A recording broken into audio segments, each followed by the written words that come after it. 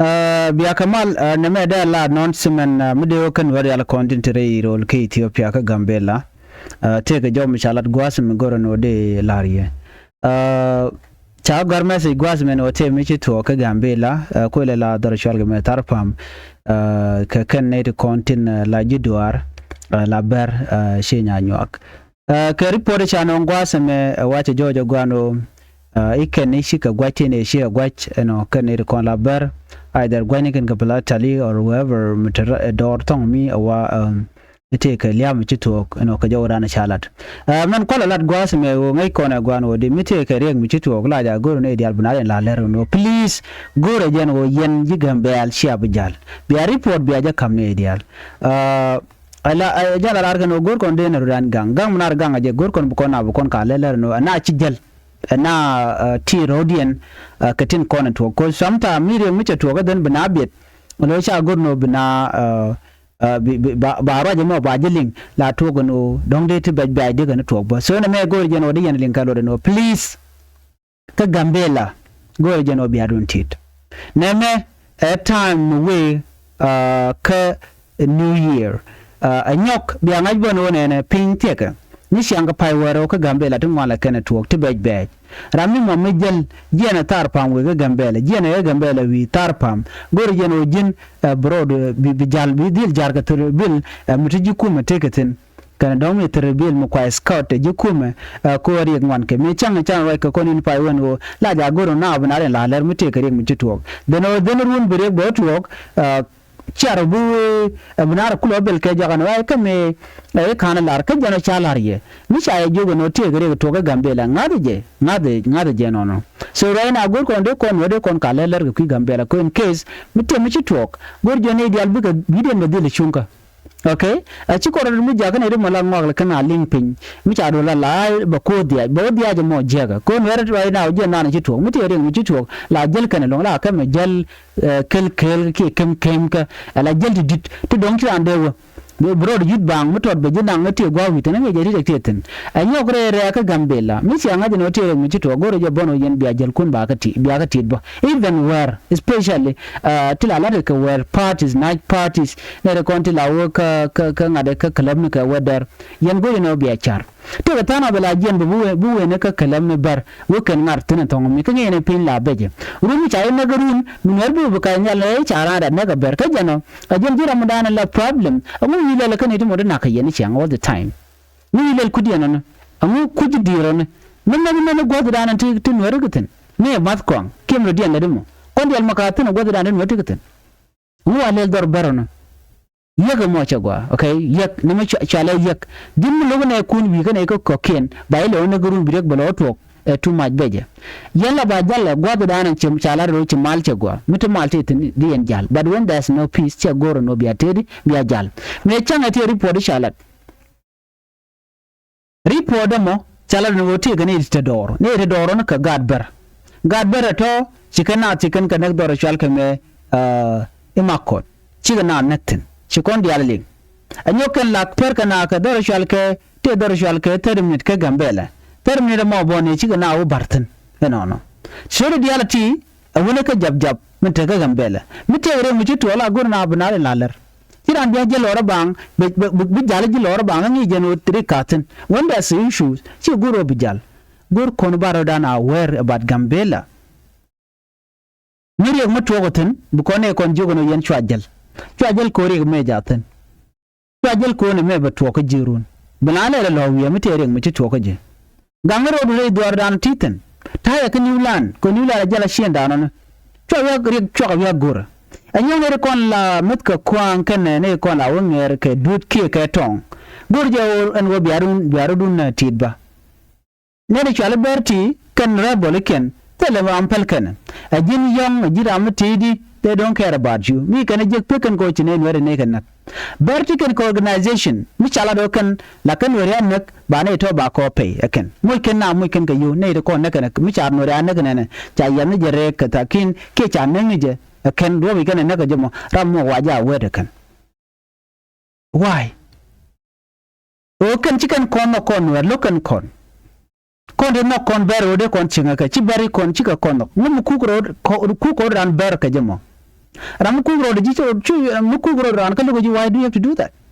ajin duar ajin ning tini biya go no jira mo be jo mo kare Nuer gor kono bana chara go mi chana ja jo no yen chwawe le nga ka kel full stop chwawe gwan bayo nepten labudo labu ja le nga jo no Nuer ide ke tuwa gona gwada me ayena shwa jal ni nga ka kel ni mara mo da mara mo bialan mama ne kon kan baba ne kon la jal bangane na wugo kwain ke ton gon to gol ni ramimo ana take shi ran ce manu mutek god mi sholo please kabaka ruun tek dia na mo bebet ba ko ngai ko na long shi manu kon cha ga long ka mulu ka special man dine mena gwandine ten ko ne dong shi cha addicted ka alcohol kana drug wona ka ngane cha lu cha janok la no kan yen gwada dan ti teten gwati ten jela ga wene la wene ne wide why gur kon char ka kwidien sure go kon but gur je wiran be chunka drug yerken kon ti diala ti ti la kon ti awa nyadran wati mala jachot la kon yarke yer kon me yar kon ga jen kan ti tin chamke tin jega chamke budwar gu ni jegi gu lo le shi magwa ta chami mu jebu gu ni no magwa but jina wa mati ka long ke ti ka power use ne in a good way lo ne ku ka je tugor jenorun bukula buduran ku yara godan ci ke toktun no let do something before it happen kana werne tane yetu liantin content kam ke ya mena ku mbache logo no de na de ka wer no rikti dialti toke na ganke ne gambele adoran ko doran mi chalutin ko gwan ber gulo de kona werne de kona kan agu mi ci ko linga je why are we not learning the lesson ko this a lesson tin to ko kon rundang de tina ko kon they can china chicken chair you should be thinking alana mute mi to ga la cheri ne wa gwa nyok ya okay bana mulel biya char biya do budan de yen to do yen alkaje biya ga alkaje chanki woni yan kor biya awareness biya to community ku mi chana gang yen famila gang yarudun bane la prevention o biya na ajugo no gwa me sho awene na jen chal prevention ta dagne wich mun luga na eno yen gwa me jega chwa utin lugunu wo betigari ngbuto gurun nyala alat ke activist ne tipel ne dila ngwan la kana analyze la cherken ke ting ne to bana jiwi yana na mu yelel na me batwo gana jen ta dan ko kon la rakije mu kuma ka gambel mu chala don ware teleriet let them give escort akamo yake de ni tibute nyam ke bute jok den bayana ngwa dan wiyanten woni yen kay tang special warada woni yen korgan especially from itang o kuje mi tele problem kan ware problem ja ki tang ka bino ka gambela ko gambela kam de kana bol den gwada na la kana tin war nurun alo woni chalga ma bol ajala threat kan ware mo ajena yer ware long me kan war kan karen kon ka bom puji no bi kan tere na mon woni mo da ci kon bite ka man me no gwada ya jor ya de nyoko jogo no ne chika berdial gatin kontin lo kan ware that is what I can tell you chika berdial kata bertin kontin yer kan ware kan yar ka malo chika ne ideal ne na ko kon gwada bere me chika ber ka dial kata bertin kon ya goro de na ta ka mal gor kan de kan gambel de kan dak wal nuwer la bit kan ga bedial akolo bana na kanaka an wari en timin jieno aba ku bar ka ber la be bana na ka wer lar kan yen ci amunda ci amaj ni lande berna witin ni lan kelo de berna witin ka bom mun buin te pen buin unless na kula we historical background e jega gambela ba ko la gambela e dun South Sudan but for now gambela te pen buin ene melat ke they can continue federal anyok ti dial ko kan kare wit tech ko kan ka jor ko kan ka buin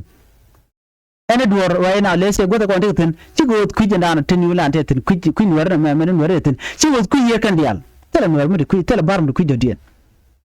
mu ci ku yer kan je de kan bul ko janta dan tikitin de jinna ka kan changa they cannot pardon you ko ber shandien a shiang mu jiang mu te tar den la de la kan point wa de be de long ni tel palika di anen ta dol yento gene je bad when time come mi te je kap te je pal de kon char ber tele kamat te yite ga man ngode rula jaluje